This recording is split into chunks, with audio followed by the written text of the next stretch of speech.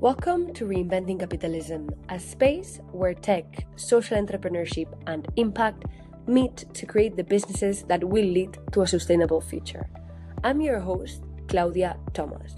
Today, we have Juanjo, co-founder of Dcycle, a SaaS tool that helps companies gain control over their sustainability metrics. Juanjo tells us about his transition from the creative industries to founding a sustainability-focused company and how him and his co-founders spotted the ESG data problem that companies face. We then discuss how Dcycle is solving this problem and how he profoundly believes that impact and profit have to be linked. There's no other way. Without impact, there's no company. Finally, he tells us about his vision of the future of ESG management. Join us to explore how Dcycle is bringing transparency to ESG data reporting. Hopefully, you won't have to question this data anymore. Juanjo, how are you? Pretty fine. Thank you for inviting me. I'm very excited for this conversation because Reinventing Capitalism aims to inspire talent to work for companies that are addressing some of the most challenging problems of our time. And our goal is to help them transition to the world of impact. And I'm very interested in your trajectory because from what I saw, you don't have a sustainability background. And actually, you started your career in the creative industries. So tell us, how does one go from being a creative to being a founder of a sustainability company? Basically, I do love solving problems. It can be either applied to the creative industries or to consultancy, which I've been working for as well for some time, to innovation, to sustainability. What we basically discovered is that there was a massive problem that we should address, that they needed a different kind of solution. And that's basically the point of a start or the why, coming from the creative industry. My two co-founders, none of them have a sustainability background. We all come from technology or creativity or design or even sales, but not from sustainability. And I do think that is actually an advantage. How does the idea come about then? Like, you're working in the creative industry, and how do you spot the problem that you will then solve with Dcycle? I was basically working for a somehow consultancy. We basically worked for the non-operating business lines of big companies in Spain. Basically, with one of the biggest retailers in Spain, we discovered that they were losing money in every store because they weren't able to transition to how the consume has evolved. So we discovered what we call the coherent consumer. That is basically people are actually crafting their buying decision. People want to buy as they think, and they are starting to catalyze consumption as a way of politically behaving. That's basically what we discovered. And then we saw that this big retailer wasn't prepared at all to offer any kind of data around sustainability. So if people do started to prefer sustainable options, which is pretty common sense actually, if there are two products with the same price, with the same quality, with the same distribution, but one of them has a lower impact, the choice is a no-brainer. But this kind of companies wasn't prepared at all to offer any kind of sustainability data to their clients. So that was somehow one of the biggest discoveries that we did in that stage. Then it happened that the president of this group, which was our client, actually left the company to start a new one. So this project got stored in a box, and we basically decided that we had seen the future, because regarding that problem, we saw that there was a lot of trends around sustainability, that regulation was coming. And if this big company didn't have any kind of data to prepare, this problem might be affecting more businesses. So you essentially saw an opportunity, and with two of your best friends, if I'm not mistaken, decided to go for it and found the company. How was that? Like, how do you go to, like, two people that are very close to you, and be like, hey, let's found a company? It's actually one of the best things that ever happened to me. There's a lot of people always asking me about how do you choose co-founders, what to look for in a co-founder, how to manage co-founders. My true and honest answer to everyone is, I don't know. Mhm. I just have these two co-founders which Actually, I know them for 25 years, so I know them pretty well.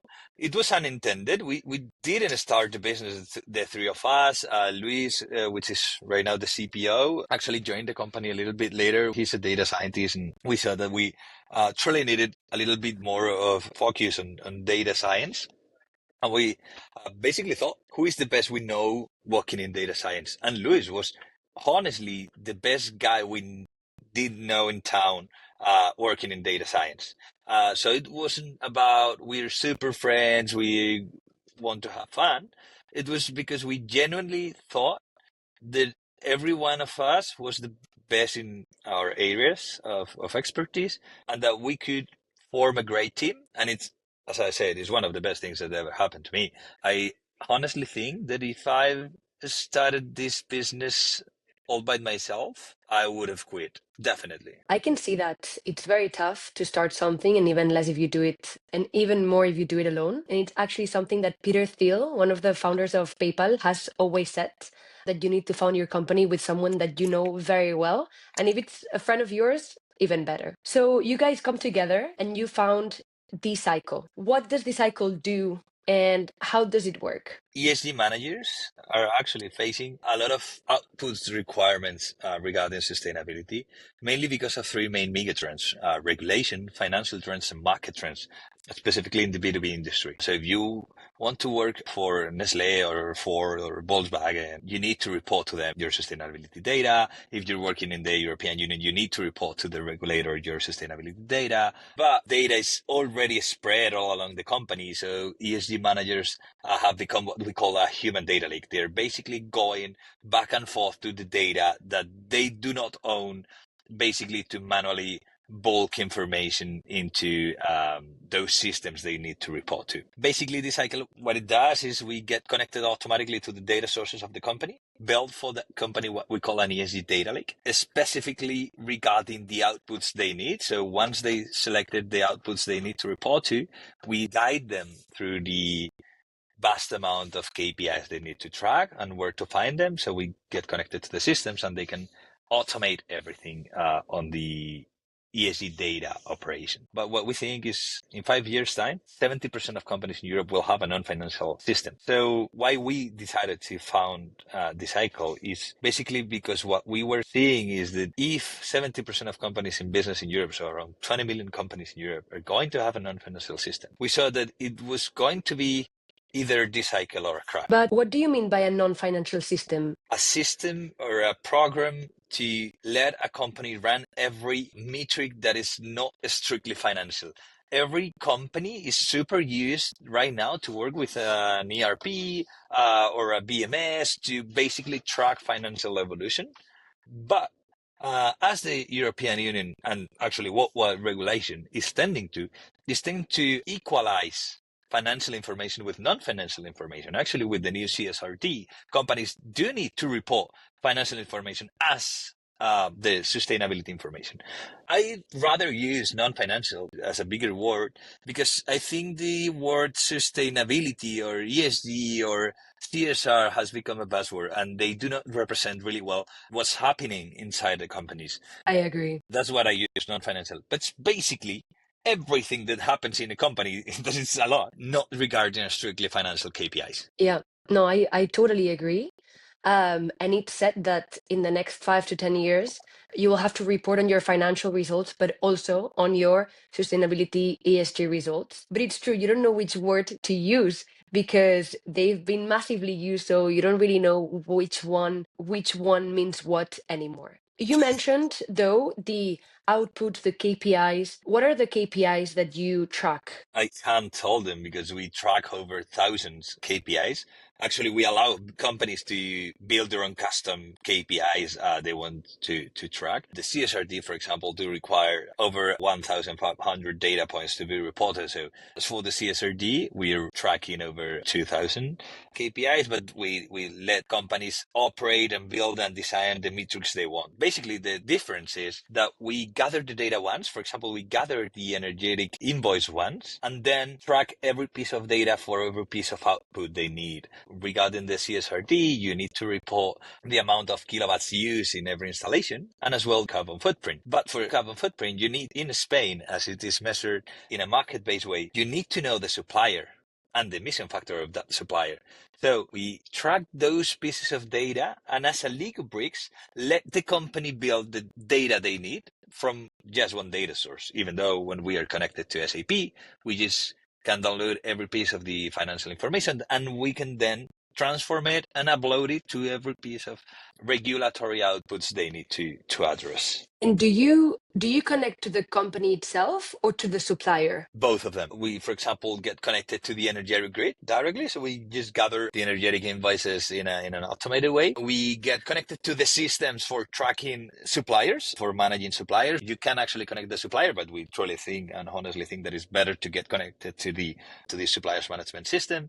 And then we get connected to the ERPs, to the BMS, to the transport management system if they're logistic companies, to the PMS if they're a manufacturing company. So it truly depends. We're pretty agnostics on the APIs they can use to get the data from. And how do you convince these companies to work with you? We can save for them up to 80% of their time. As this ESG manager was going back and forth to the data every time, manually tracking it. Let me use an example. We do have a client that have over 2,000 stores all around the world. This is a fashion group. They used to have 6 ESG managers, so 6 engineers pursuing 2,000 of his store managers in order to get from them the data from the energetic invoices, from gas invoices, water invoices. So once they gather these 3 kind of invoices for the 12 months of the year of 2,000 stores, so over 100,000 invoices, they needed to open Excel and start manually transcripting it. We just got connected to the energetic grid and automated that piece of information. So that's saving them, of course, 80% of their time. And when you connect the data from one point to the other, it's basically connecting dots to get to know where we can find some savings. We are saving a lot of money in terms of energy, for example. We are saving a lot of money in terms of resources inputted. So it is pretty easy for us go into a company and let them find that they're being inefficient. And if they actually want to be a future-ready company, they need a non-financial system in order to automate it. Are you seeing any particular verticals that have a deeper need than others? Right now, we're serving over 1,000 companies. So we've seen pretty much every use case. We're pretty good in logistics, manufacturing, and those kind of industrial companies. But it's quite a horizontal overview, and actually sustainability is cross-location, is cross-sector, and actually cross-department. We're living in a revolution in the same way, in the same style as the financial one. In Spain, the VAT tax, it started, I think, like 30 years ago. So it's not that much. It might be 40 years right now, 40 years ago. So it's not that much. But every company lived that transition. Of course, it's quite silly to report the annual accounts once a year, audited. There's a lot of bureaucratic work. And when you talk to a CFO, they are super needed in a company and super trustworthy in a company because they manage the financial information. What we truly believe is we do need to convert to make the ESG management world evolve into being that kind of position, into being that kind of role. The owner of the non-financial information needs to be equalized with the owner of the financial information. That's what we believe in. That's why we create tools for them. That's why we try to automate the amount of work that can be automated and let them focus on what truly matters. Once you share these data KPIs that the company is looking for, what happens next? Do you also consult them on how to reach their goals, how to be more sustainable? What happens with that information? We created a bunch of tools, and we're still creating them in order to run forecasts, run a scenario modeling, so they can be focusing in what truly matters. Under my point of view, so this is a personal opinion, an ESG manager needs to be innovating. They need to be pioneers, trying to shift the way a company works, and they need data to prove it. We are just providing the data. They need to show it, to prove it, to allow them to make the right decisions and to provide them with that intelligence. But those are the true heads of sustainability. We're just trying to empower them. Yeah, so you're saying that even if sustainability, it's something that will be regulated and that the companies will need to track their KPIs. At the end of the day, what matters is the dollar value attached to these initiatives. Of course, is what can you save, either the top line or the bottom line, but you need to be touching something core for the business. If not, you won't be relevant. The use case is already served. If there's two products with the same quality, same price, same distribution, and one of them has lower impact, it's a no-brainer decision. Yeah.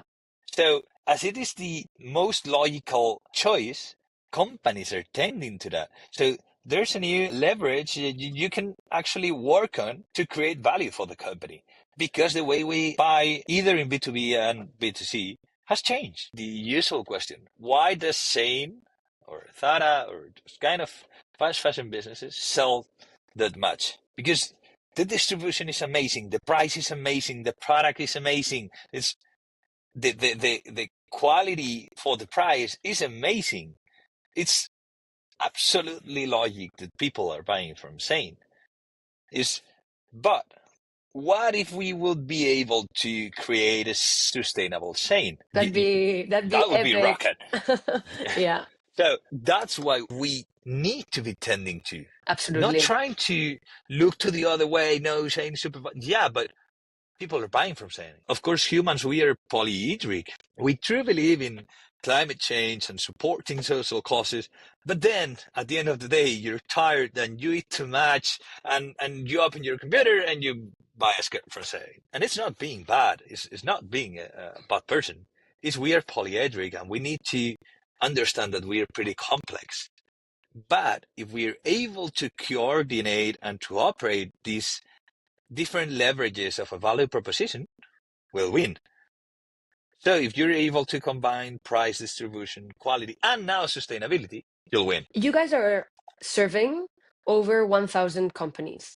Are you profitable at the moment? That's a good question, but no, we're not profitable. We're investing way too much in still growing. Yeah. Basically, we saw that we just created a good model that if we grow, it will be good for all of our stakeholders, even our clients, our workers, our investors, our suppliers, and of course, the society. We decided to make it a little bit bigger. We saw that 70% of companies are going to have a non-financing system, and it could be either a crop or Dcycle. So we truly think that we can make ESG management way easier if we make this grow. So we some millions in order to keep growing and keep forming an amazing A team to actually win the European challenge. How much time do you think you need to reach break even or profitability? 1 year and a half.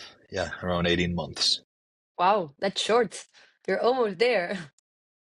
Well, we've been alive for 3 years, so it's 50% of our Of your of our time. lifetime. Yeah, so we don't see it as a short term, but yeah, it's not a long term play. Yeah. We need to be quite fast. What could prevent Dcycle from scaling? Of course, a lot of things. We're pretty tied to the talent that we are able to hire. We're hiring this amazing A team. I think that what worries the most to me is losing our North Star, which is actually making ESG management way easier. But I think as a scale arrives, it might be easy to lose that North Star. So we're pretty prevented to not let that happen. Actually, that's a question that I had.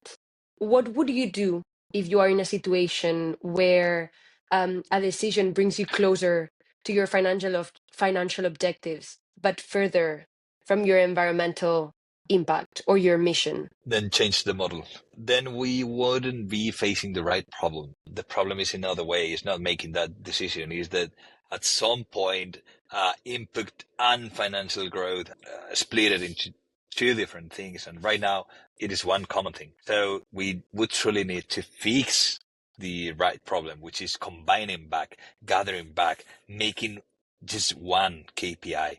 Right now, we truly see that as the amount of clients that we serve is bigger, the amount of sustainability data in the tool is bigger, the amount of tons that we manage, we use that metric, CO2 tons that we manage under the tool, is still growing. Right now it's 21 million. And the percentage of reduction, it still increases. So as we serve more customers, there's a direct link with CO2 emissions reduction. If there's a point in the time that we need to take a decision, either financial or impact, then the problem is gathering it back. It's not making that choice. Your investors are impact investors. I'm curious about the returns. Are they expecting same or below market returns? To clarify, we have all kind of investors. Okay. We have private investors, Okay. venture capitals, but we do have one impact investor, actually an impact venture capital. They do not expect lower returns. Actually, they expect bigger, higher returns because they expect the same financial return. It's actually their thesis and what they are trying to prove, that they can bring the same financial result with an impact result, with an impact attached to it. So the carry of our investors is tied to the impact. But in order to earn the carry, they need to achieve the financial results. So they're actually working in the same thesis that we are. If impact is linked to financial results, then we could make it happen. But if it's not linked, then it's not the company that they need to be investing I in. love that it's so linked and that you're very clear on the idea that they have to be linked and that you won't allow impact to get separated from profit. Juanjo, which founders or projects have inspired you to bring Dcycle to where it is now? There's a lot of them. There's, fortunately for me at least, the Spanish ecosystem is just igniting. So I think there's a feeling, or this common feeling, that we need to help each other. Yeah. So every founder that I've met in my life, that I've asked anything. So founders that made a 500 million exit, they've come to my office to sit with me, of course for free, to chat around the strategy, the investors. When I need to run some due diligence on some potential investors, I ask to a lot of people. So there's a lot of Spanish founders that have helped me a lot. That's of course why I do try to help as well new founders, even though we're in the very beginning of the journey. But of course we try to help all of the founders because I've received a lot of help from Spanish founders. There's a lot of them internationally, of course. There's as well a lot of them. If you had to pick one, Yeah, that was actually the question I would have liked to answer. But shit, it's a good question. There's, of course, Yvon Chouinard, Patagonia founder. Not only his business books, what truly inspired me about Yvon Chouinard, the Patagonia founder, is that he was genuinely passionate about fishing, climbing, and genuinely passionate. There's another true, honest inspiration in my life always, which is Miguel Milá. Miguel Milá is a designer from Barcelona, but we try to replicate their principles, in everything that we do, because it's basically doing someone else's life easier. So with Miguel Milá's principle, of course, they're always around, and of course the Spanish founders ecosystem, which is truly amazing. The Factorial founders, Sira Coffee founders, Shakers founders, Red Points founder, Devengo founder. There's a lot of people working on the Spanish ecosystem that is truly amazing. They've come back from US, from American startups, from European startups, and they started their own companies here, and they're amazing. I love that you say that because oftentimes Spain, it's seen as a lagger, and it's clear that it's now putting itself in an international position and gaining a lot of momentum. Yeah, of course we need to prove it. We need some success stories. We need some unicorns. We truly need them, even though it might be easier to, of course, go to US or go to UK or go to Amsterdam or to more international places. We truly think some responsibilities we have is to show the next generation of founders that we can make great products, great technology, great international businesses from Spain. I hope that we make it happen. One thing I'm concerned about is that many companies use sustainability data as their marketing strategy. That you're seeing all these companies and all these data constantly, how can we know as consumers whether what they share is legitimate or not? Of course, it's hard. I think the consumers have evolved a lot, and we're amazing consumers. I was discussing with my flatmate last night. He's been around 2 months selecting the running shoes. His running shoes. It's actually true. So See, I believe 2 months reading every piece of information around the fucking running shoe, around the brands, watching videos on YouTube. We've become amazing buyers, amazing consumers. 10 or 20 years ago, you'd go to a retailer, buy some running shoes, and use them directly from the first day. I think we're pretty educated to get to know what's genuine and what's not. There's, of course, a bunch of attributes that we irrationally apply to certain businesses, but we're not dumb. We're, as I said, amazing consumers. And when an oil and gas company rebrands itself as a green logo with a leaf, they reshape the name, and we still know what their core business is. So I think there's not a toolkit for getting to know what's true and what's not. My main piece of advice could be that if you're going to lie to your consumers, be aware. Because in the last 10, 15 years, I haven't seen a single lie from a brand to a consumer that hasn't been discovered.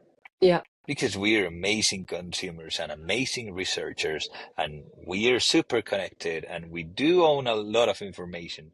So it's not a toolkit for unveiling greenwashing, but a warrant not to in Not order to to do prevent it. it, because it won't be useful at all. Thank you, Juanjo. We have a tradition in this podcast where we like to end with a note on the future. Let's imagine you're looking into a crystal ball that shows you the future.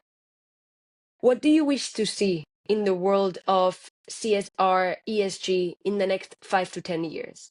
And this can be, like regulations, adding KPIs to the company's results, anything. For me, it's actually empowered ESG managers or chief sustainability officers that play a relevant role at the board of directors of big companies. Yeah, that's it. What role is that? When I say about relevant role, it's actually being someone with the someone trustworthy that the CEO can rely on, that is relevant for the evolution and for the running of the company. It's not just someone to run some greenwashing. It's not just someone to support the marketing department. It's not just someone that is tied to a bunch of data they need to track. It's not someone just to do compliance. It's not just someone to run some metrics to their RFP for a certain client. It's someone relevant to the company that has truly ignited sustainability culture in the company. Awesome. Well, I hope that in the next 5 to 10 years, we can see a lot more of these ESG managers and hopefully a lot more roles that will come up with the change in consumer behavior and regulations. So thank you so much, Juanjo. It's been amazing. And I hope I wish the best for you in the future. All right. And the same to the podcast. Thank you. Thank you very much.